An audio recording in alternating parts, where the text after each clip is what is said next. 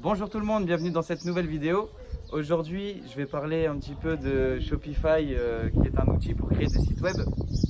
Étant donné qu'en ce moment je fais un petit peu de coaching, je remarque un petit peu toujours que chez les débutants, on va dire débutants, des gens qui viennent m'exposer leurs projets, je retrouve toujours un petit peu les mêmes problématiques qui font qu'il n'y aura pas autant d'achats qui pourraient l'être avec le même site internet, les mêmes produits, les mêmes descriptions de produits, etc.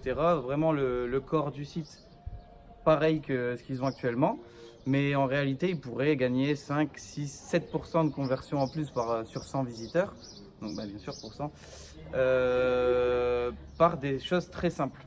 Déjà, en règle générale, sur l'accueil, les gens, enfin les personnes, les entrepreneurs mettent en avant les collections ou cherchent à bien diriger le client sur certains produits en fonction de ce qu'ils recherchent. Donc c'est très bien, mais malheureusement, ils ne mettent pas assez en avant déjà quelques best-sellers. On pourrait dire par exemple en dessous du premier gros slider, déjà un best-seller mis en avant, une belle description de produit. Et après, en général, ils mettent les collections. Et ce que je recommande de faire, moi personnellement, après je ne suis pas Jésus, mais de mettre par exemple 4 produits d'une collection, puis une belle image de collection, après voir tous les produits, etc. On répète. En dessous des beaux avis clients looks, photos, très important, donc débrouillez-vous pour avoir des avis clients. Si vous avez besoin de commander vos produits ou si vous pouvez les retrouver sur internet, c'est parfait. Et vraiment avoir une bonne ribambelle, minimum on va dire 10-15 avis clients photos par produit, c'est déjà une bonne base. Et n'hésitez pas aussi à travailler votre SEO grâce aux avis clients, ça fait bien sûr partie de la page d'accueil. Et en dessous des logos de confiance, très important, 3 ou 4 logos de confiance. Et surtout, dès le début, dès la page d'accueil, il faut que vous rassuriez votre client sur la livraison. C'est-à-dire que la plupart des dropshippers, donc des gens qui expédient, bon ça peut être expédié en 3 jours, mais la livraison ça dure au moins 15 jours, voire 3 semaines, malheureusement du coup ils le cachent plus qu'autre chose, parce qu'ils ont peur que le client il passe pas à l'achat par rapport à ça. Donc moi ma petite technique, bon c'est un peu tricky, mais je pars du principe que 2 semaines c'est à peu près 10 jours ouvrés, donc je mens sur 48 heures, je mets livraison 8 jours, vous pouvez à la limite mettre livraison 9 jours si vous voulez pas vous sentir plus coupable, mais c'est très important de rassurer le client dès le départ, même des satisfaits ou remboursés, vraiment que l'utilisateur se sente rassuré, qu'il sache quand sa commande va arriver et que derrière il peut y avoir des solutions.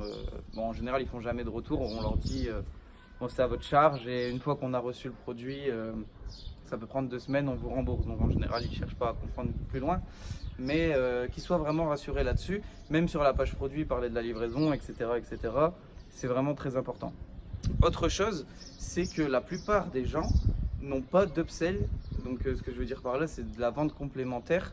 Ce qui marche le mieux, en tout cas pour moi, c'est dans les pages produits, le produit fréquemment acheté ensemble. Et ça fait 3 petites propositions qu'on peut cocher avec un prix du coup soldé, etc. C'est un peu à la Amazon, ça marche super bien. Si je ne me trompe pas, c'est Upsell X qui propose ça. Ensuite, j'ai l'option l'upsell, la vente complémentaire dans le panier qui s'affiche au-dessus. C'est avec l'ImSpot Personalizer.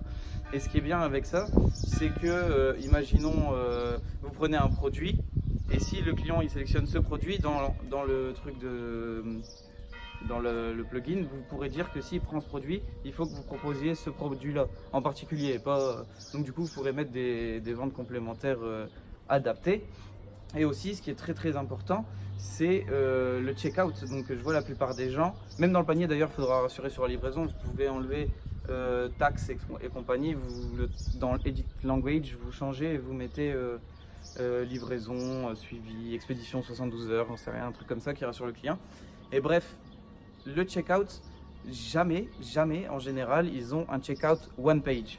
Donc j'ai un peu de mal à saisir aussi parce que moi au départ, en tout cas au début, j'avais beaucoup d'ajouts au panier et des passages à la caisse, mais peu de commandes. Et à partir du moment où j'ai installé un checkout one page, donc par exemple comme Checkout X, il y a aussi Droppy Checkout qui est fait par des Français, mais ils font pas l'upsell post-sell et ça du coup c'est chiant. Donc moi je mets Checkout X et bah, c'est un check-out en une page. Et ce que je veux dire par là, c'est que le client, il sélectionne ou il met ses infos au même endroit qu'il paye, etc. Il n'y a pas d'autres clics à faire. Mais surtout, la pépite de CheckoutX, c'est l'upsell post-sell. C'est-à-dire qu'une fois que la vente elle est finie, que le mec a mis payé, il a tout fait, il y a deux ou plusieurs produits qui vont apparaître dans une petite fenêtre, où c'est la page suivante, quoi, voilà. Et s'il clique, donc oui, je veux celui-ci, oui, je veux celui-là, c'est en un clic. Donc à partir du moment où il clique, il ne doit pas remplir ses données de paiement, etc. Direct, il est débité et ça fait une augmentation du panier moyen qui est vraiment énorme. Et donc ça, c'est à mettre en place au plus vite. D'ailleurs, même avec CheckoutX, vous pourrez faire les paniers les mails de panier abandonnés. Donc n'hésitez pas à mettre 3, 4, 5 mails avec un petit code promo à la fin ou vraiment un bon tunnel de mails. Ça peut s'enquêter à faire un truc cool. Il y a vraiment des trucs sympas à faire, même avec les clubs VIP. En bas de l'accueil de votre Shopify, n'hésitez pas à mettre des clubs VIP, des trucs comme ça. Mais en fait, c'est juste la newsletter pour vraiment acquérir les gens qui cherchent une bonne offre.